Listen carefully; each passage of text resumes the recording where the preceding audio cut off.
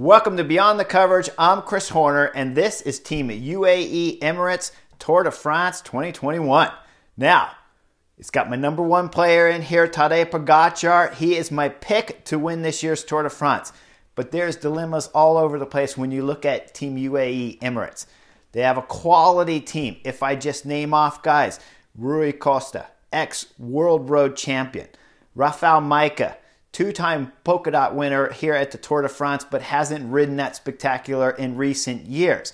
Davide Formula. This year, Trino Adriatico on the rainy, messy, miserably cold day. He was amazing and rode the front for 30-40 miles all alone, controlling everybody to allow Tadej Pogacar to win Trino Adriatico in spectacular style when he dropped none other than Wout van Aert and soloed off for second on the stage, almost catching Mathieu van der Poel on that stage, but solidly securing up Trino Adriatico's victory.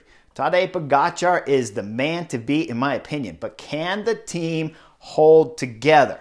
Now when you look at it, they have 7 solid riders right now that if all of them are firing on form, they have a dominant team. One that could easily compete when they get into the mountains with Team Ineos and of course with Jumbo-Visma.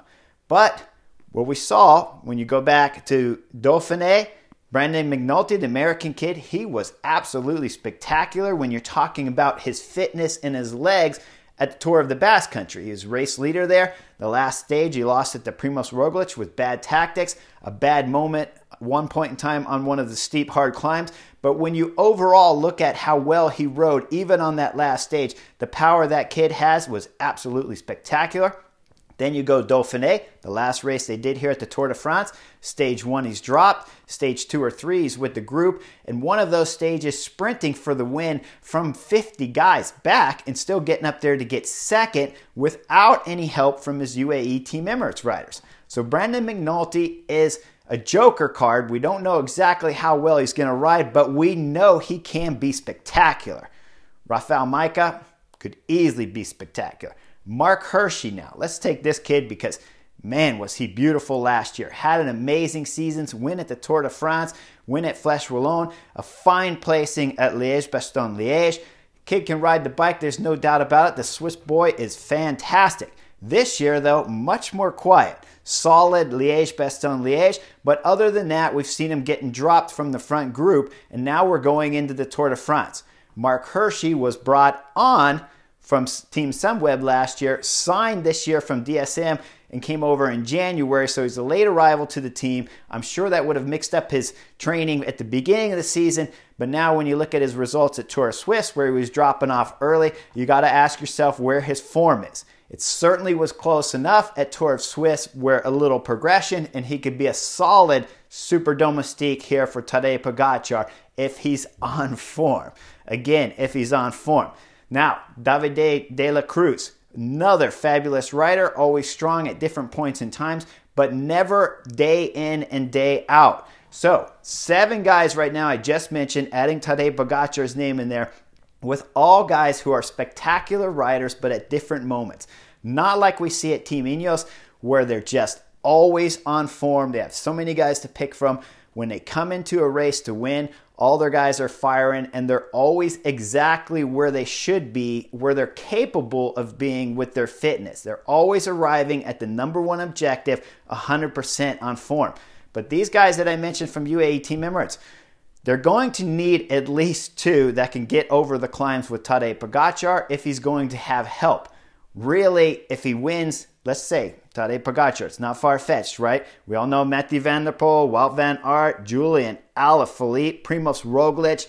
Tadej Pogacar's name has to be thrown in there to win stage 1, possibly stage 2. Take the jersey after stage 5 time trial. So that team must be expected that at some point in time they're going to have to defend the yellow jersey. And that's what they signed these guys and paid them to do. But here's the big dilemma again. They may come into stage 1. There could be crosswinds there. Tadej Pogacar could be isolated. They have no one on their team. They don't have a Rowan Dennis. They don't have a Wout van Aert. They don't have a Tony Martin. They don't have a Luke Rowe. They don't have these captain strong guys for the flats and crosswinds like these other big teams have. That was the one weakness that we saw in the 2020 Tour de France from Tadej Pogacar when he got caught out in the crosswind sections and didn't have his team around him and lost time. Now that helped him win the following stage or 2 stages later when he went up over the climb and he won that stage and gained back some of those seconds. But Primož Roglič, that was a tactical thing to let Tadej Pogacar go up the road so that he could keep an eye on Egan Bernal at that moment. In my mind, that was a beautiful tactic. No one could have expected what Tadej Pogacar did on the last time trial of last year's Tour de France.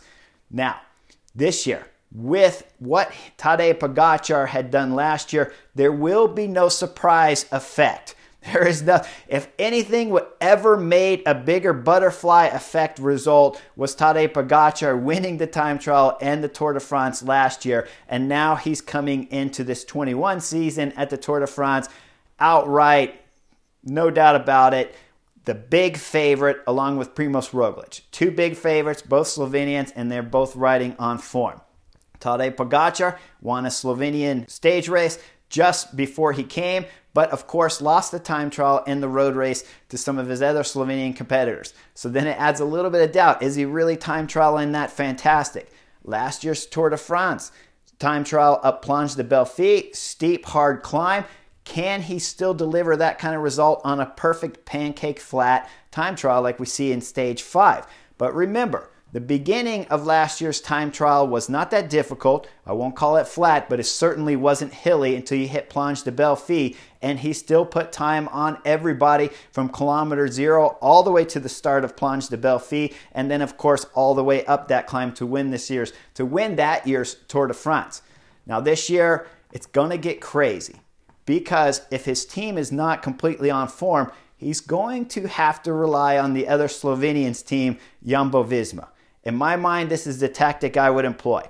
If I'm riding into the Tour de France and I'm absolutely hands down the best rider, I'm wearing the yellow jersey after stage 5 or maybe stage 1 or 2, but let's call it after stage 5, Tadej Pogacar could possibly be in yellow. If we're arriving into the first mountain stages, he has to keep an eye on Primož Roglič.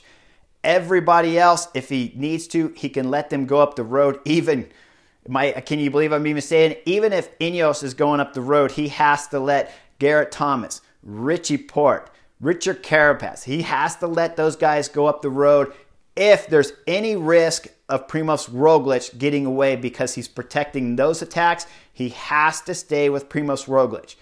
One thing about Jumbo-Visma, when you only have one leader, it makes it very easy for a rider like Tadej Pogacar to know who that leader is on Jumbo-Visma.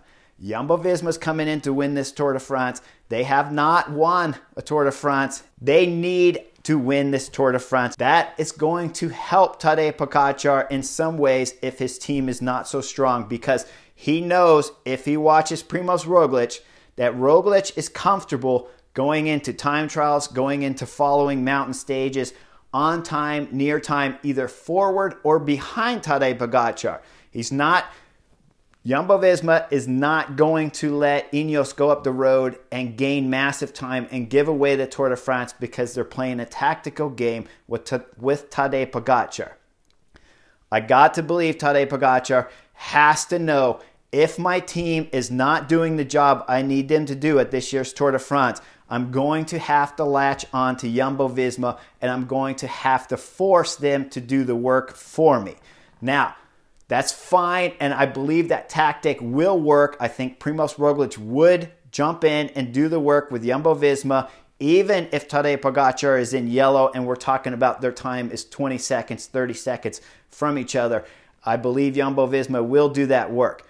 But it's still a gamble when you're going to let other big teams with big players like Ineos go up the road and possibly gain 1 minute, 2 minutes.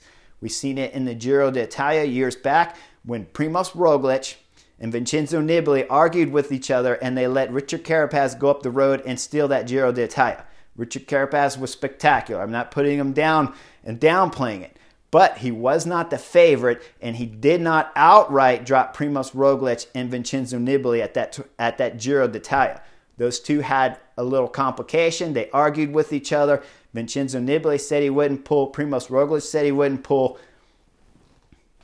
Richard Carapaz went up the road and won himself a Grand Tour. this year's Tour de France. I don't think you'll see that from Primož Roglič. Those two will work together to the bitter end, and they will battle it out on every mountain stage if they have to, and every time trial stage if they have to, for one of them to be able to win this year's Tour de France. Tadej Pogacar would have to have minutes on Primož Roglič for me to see that Jumbo-Visma is not going to do the work of UAE Team Emirates along the flats and up the climbs.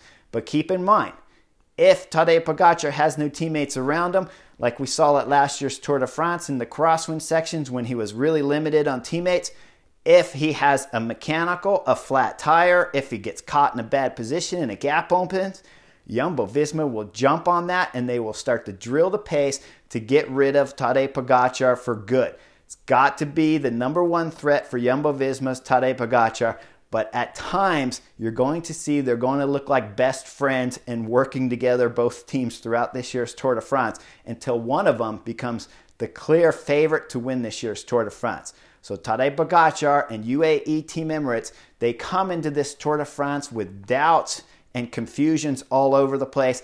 Even their directors at this point in time are going to be thinking the same way I am.